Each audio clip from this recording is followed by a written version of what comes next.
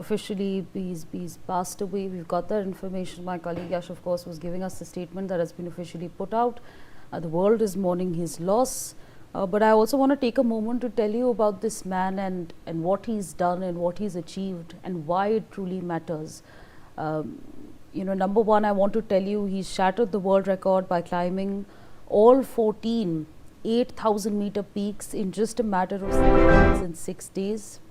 That was during Project Possible. I also want to tell you that he led the historic first ever winter ascent of K2, reaching the summit without supplementary oxygen. And number three, he became the first person in history to become and to reach the true summit of all 14 8,000 meter peaks twice. Number four, he set a speed record by summiting Everest in a staggering 48-hour and 30-minute timeline.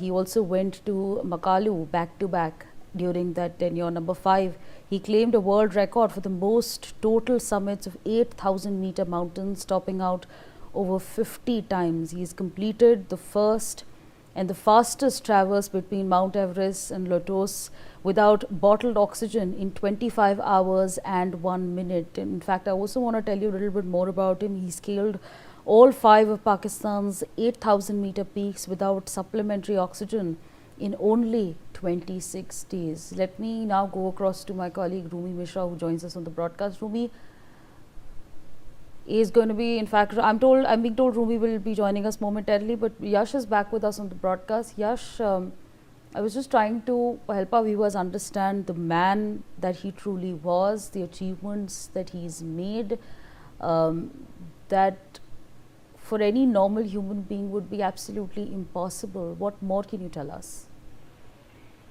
Yes, Savri, you very rightly pointed out that his achievements was something that normal people could not do. One of them is 57. He climbed 8,000 meter peaks 57 times, which is unheard of. Which is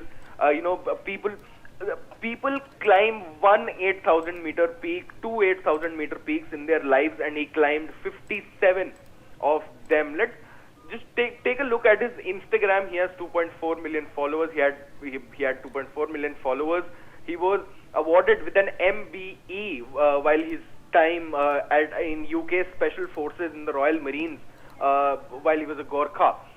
Taking a look, this was his latest post. This was his last post, which says, "Hat trick. This year marks a true milestone in his life. In 2025, he intended to achieve a feat no one had done before in attempting to complete a hat trick of 14 highest peaks above 8,000 meter for a third time and the 7 summits."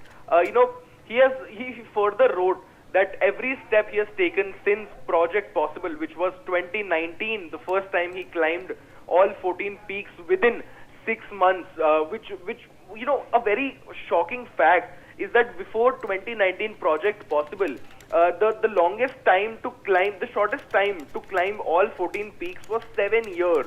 And Nirmal Purja did that in 7 months in 2019. That was the first time he climbed all 14 8,000 meter peaks in one season.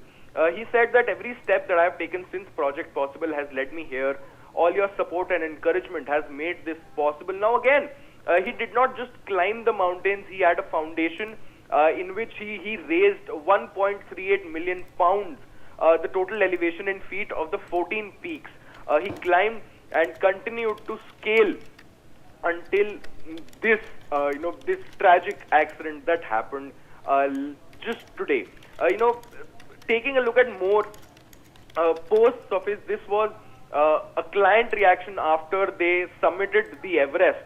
After he wrote, and I quote, "After an unsuccessful attempt last year with other operator, Zura returned with determination, and this year she stood on the summit of Mount Everest."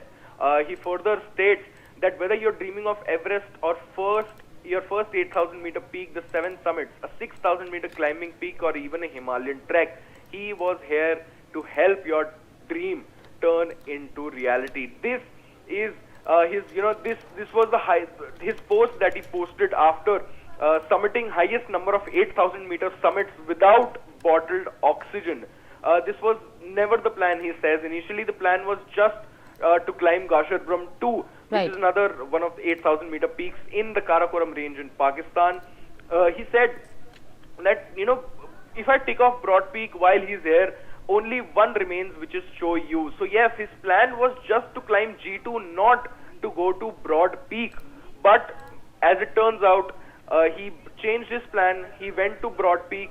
The avalanche happened, and unfortunately, he is now no more with us. All right, Yash, thank you so much for sharing all those details with us. Colonel Vijay Singh, veteran mountaineer and president of the Indian Mountaineering Foundation, joins us on the broadcast. I appreciate you taking out time. We're, of course, talking about a very unfortunate development that's come our way. Mr. Nirmal Purja was known as the man who conquered the impossible, and now he's no more. How would you want the world to remember him? Well, you see, firstly, thanks for giving me this opportunity to speak to the viewers, and thanks to the NewsX. Good evening, everyone.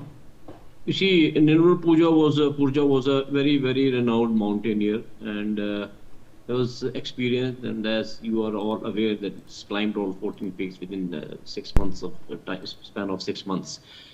And he was a well-respected mountaineer also. But you see, mountaineering, and of course, our heartfelt condolences for the complete team. It's a very sad incident which happens, but in mountaineering field, this is accepted because you take risks. Mountaineering is full of risks. It's a very, very, hobby which take lives, and but still people go. Now, as far as this expedition is concerned, I was told that planning and everything is done in a way whereby your safe return is in it. But weather conditions, they play a very, very important role. In this case, since it is this peak is technically very difficult, degree of difficulty in this peak is very high, of a very high level. It's almost as difficult as K2.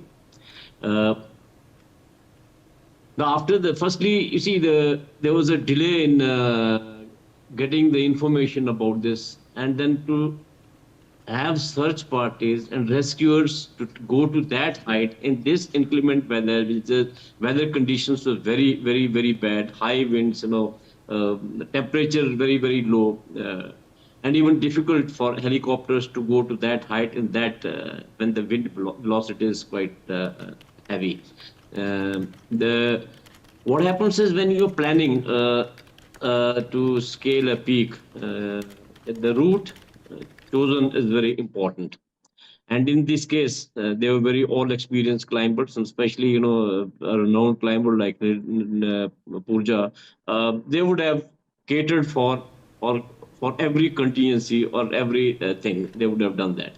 But avalanche at that height, I don't know what happened, how it came. It is very difficult to survive. As far as my knowledge goes, the avalanche was a mixed avalanche.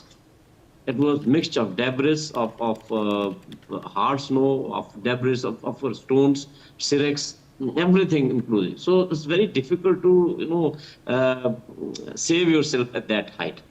And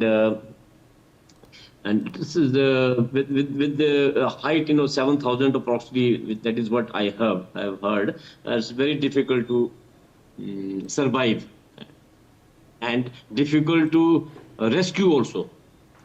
You can imagine, first they are the climbers who have gone to that height, and now to the rescue team to go to that height, find out the bodies, carry out the rescue. Unless until you get specific locations, it is very, very difficult to find the bodies. However, it's a good news that at least 4 earlier were found, and one, I believe the Pooja's body has also been found. That's a good thing, at least for all mountaineers, that their bodies are being recovered.